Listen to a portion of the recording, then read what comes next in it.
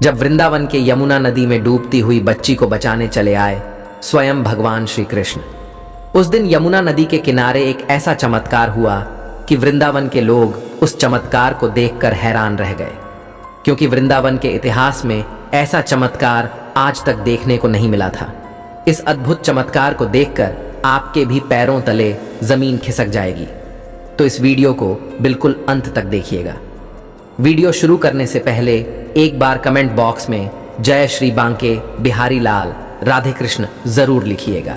साथ ही इस चैनल को सब्सक्राइब कर लीजिए और बेल आइकन क्लिक कर लीजिए।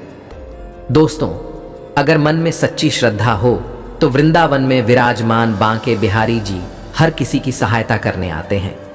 एक ऐसा ही एक चमत्कार हुआ मथुरा के रहने वाले कन्हैया जी के साथ।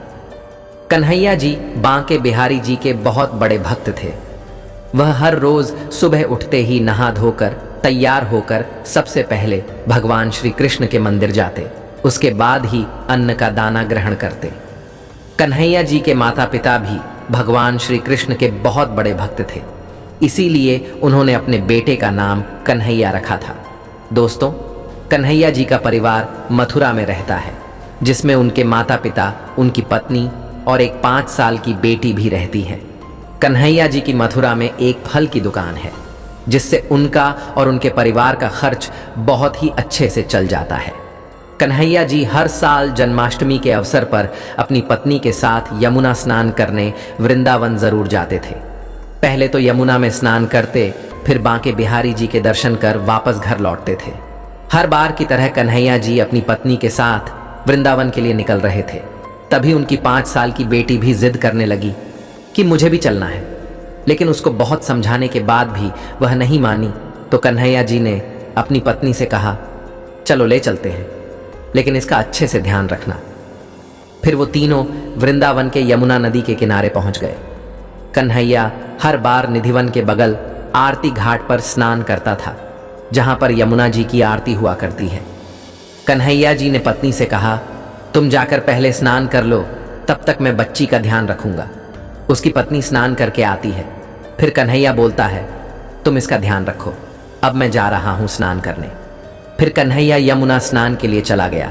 उसके बाद उसकी पत्नी वहीं पर धूप बत्ती और दीपक जलाकर यमुना जी की पूजा करने लगी। इतने में उसकी 5 साल की बेटी खेलते हुए यमुना नदी की तरफ चली गई। उस वक्त कन्हैया स्नान कर रहा था और उसकी पत्नी पूजा, इसीलिए दोनों का ध्यान उस बच्ची पर गया ही नहीं। वह बच्ची धीरे धीरे उस नदी में डूबने लगी। तभी उसकी पत्नी को रोने की आवाज आई, तो देखती है वहां पर उसकी बच्ची नहीं होती। वह यमुना की तरफ देखती है तो घबरा जाती है, क्योंकि उसकी बच्ची काफी आगे की तरफ डूब रही थी। कन्हैया को भी तैरना नहीं आता था। तभी कन्हैया और उसकी पत्नी भगवान श्री कृष्ण का नाम लेकर मदद के लिए चिल्लाने लगते हैं। फिर वहां पर एक ऐसा चमत्कार हुआ जिसे देखकर सभी के होश उड़ गए। पलक झपकते ही वहां पर एक 16 साल का लड़का भागते हुए आता है और नदी में कूद जाता है। देखते ही देखते वह लड़का बच्ची को यमुना से बाहर ले आता है। उसकी मां बच्ची को गले से लगाकर रोने लगती है। कन्हैया की नजर उस 16 साल के लड़के पर जाती है।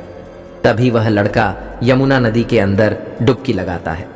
कन्हैया काफी देर तक खड़े होकर उस लड़के का इंतजार करता है, लेकिन वह लड़का यमुना से बाहर आता ही नहीं। अब कन्हैया समझ चुका था कि वह लड़का कोई साधारण लड़का नहीं था। वह स्वयं साक्षात बांके बिहारी जी थे, जो मेरी बेटी को बचाने के लिए आए हुए थे। उसके बाद वे लोग खुशी मन से बांके बिहारी जी के मंदिर जाते हैं और बांके बिहारी जी का धन्यवाद करते हैं।